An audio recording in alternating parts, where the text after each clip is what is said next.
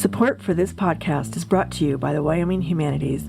We take a closer look at our human experiences and use stories to explore culture, history, and contemporary issues. You can find us on thinkwhy.org. I have effectively been able to piss off everyone in America. Hello, I'm Emmy DeGrappa, and this is What's Your Why?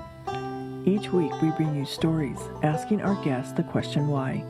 We learn about their passion, why they do what they do, why should we care, and what can we learn? What better place to explore the human landscape than from the state known for its incredible landscapes, Wyoming? And what better organization than Wyoming Humanities? Serving our state for over 45 years, we share stories, ideas, and wisdom about the human experience. Welcome to What's Your Why?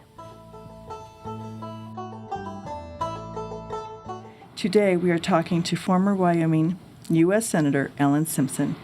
Senator Simpson served as a U.S. Senator from 1978 to 1996. Welcome, Senator Simpson. It's a pleasure to be here. Thank you for inviting me.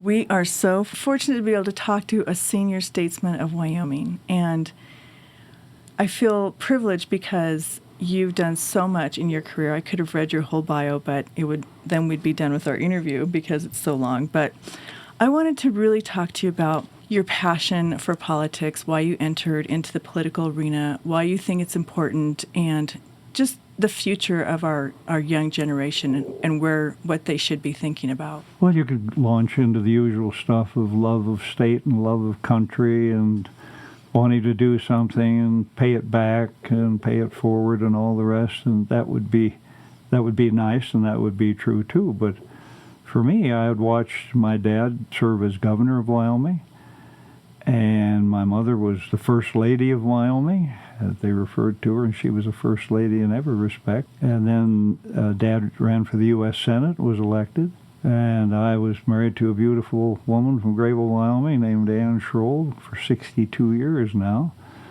What I wanted to see is if public life had changed them.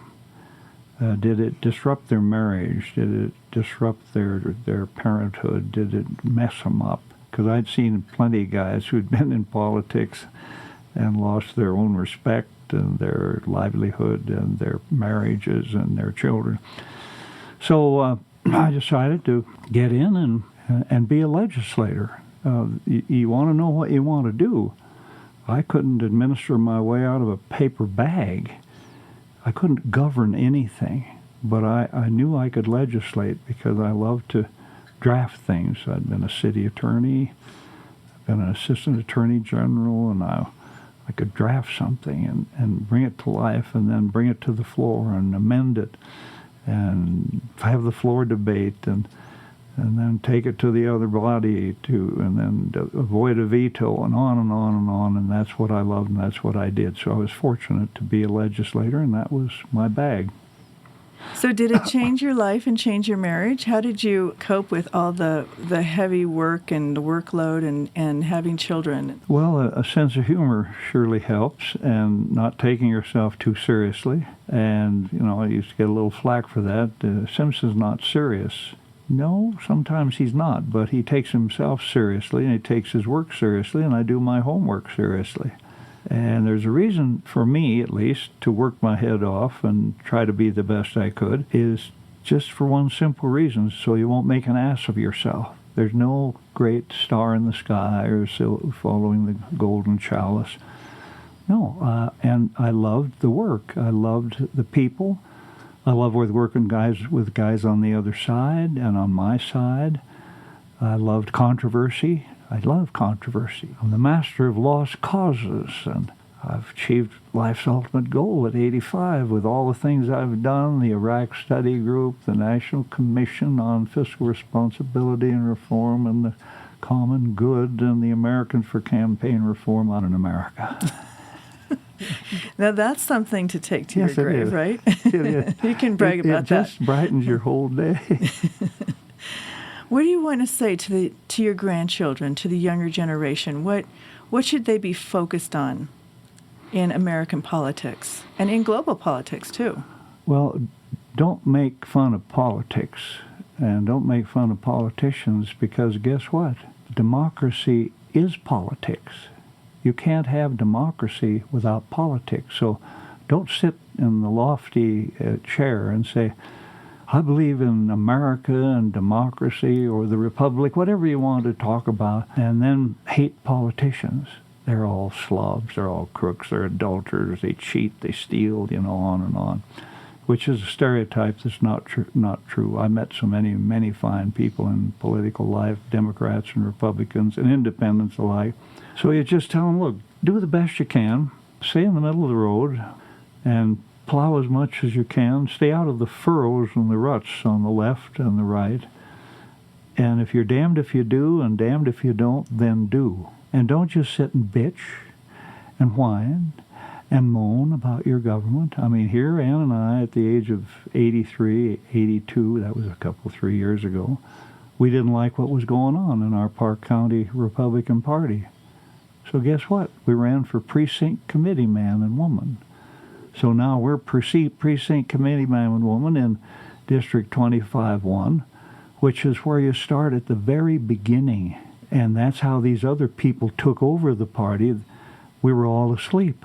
And then they worked their way in with some of the most asinine stuff. A person in our precinct put in a resolution that the sole purpose of marriage is procreation.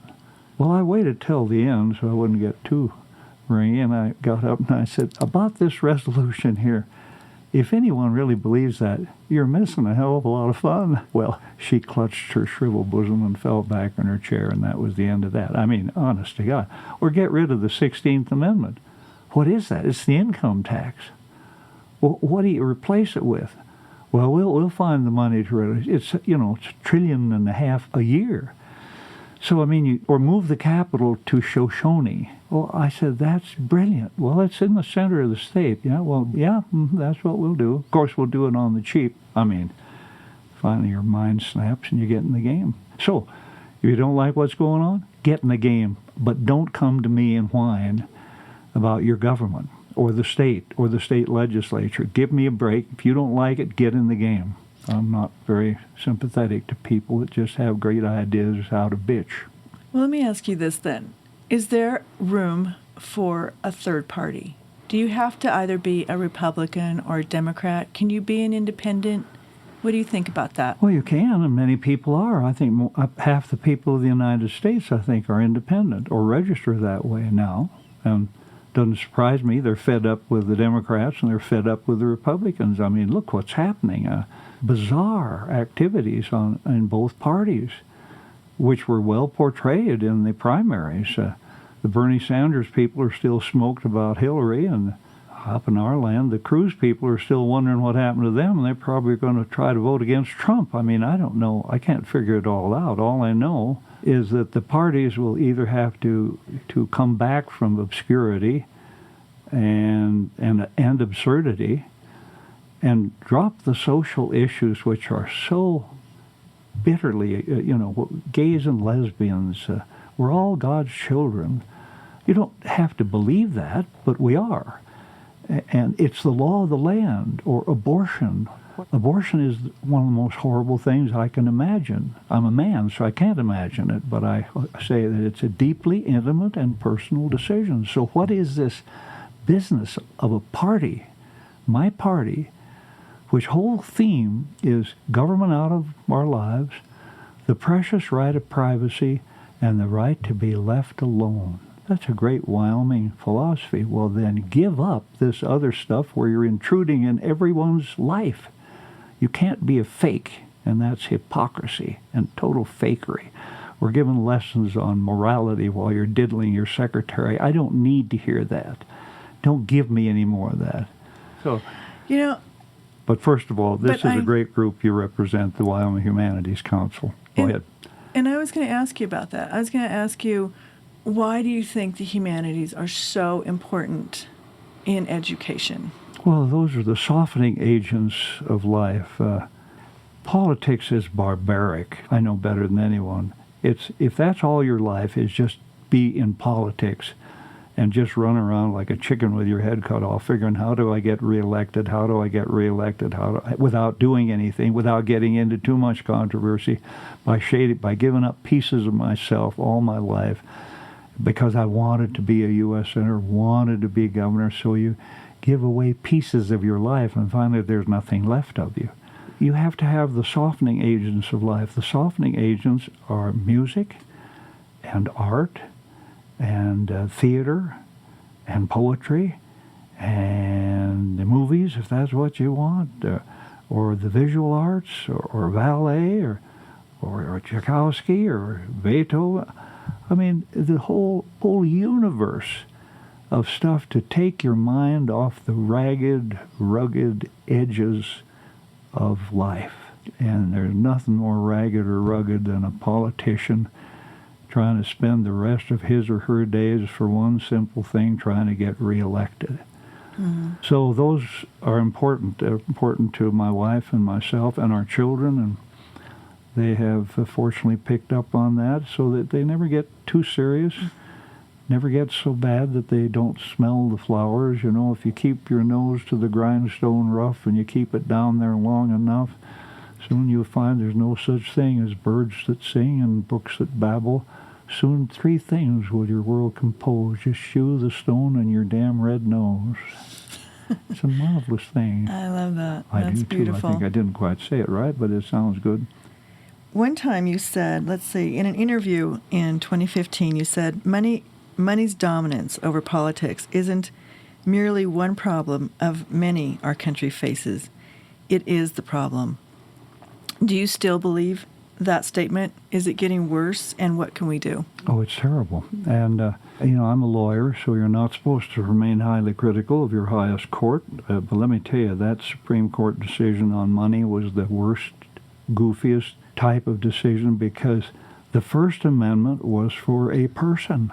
It's the only amendment to the Constitution that was for a person. And it was put in there to protect some guy cranking out seditious literature in a basement in Philadelphia and making fun of these guys. And they said, you can't stop. But don't forget, the Founding Fathers never allowed the media within 100 yards of the building.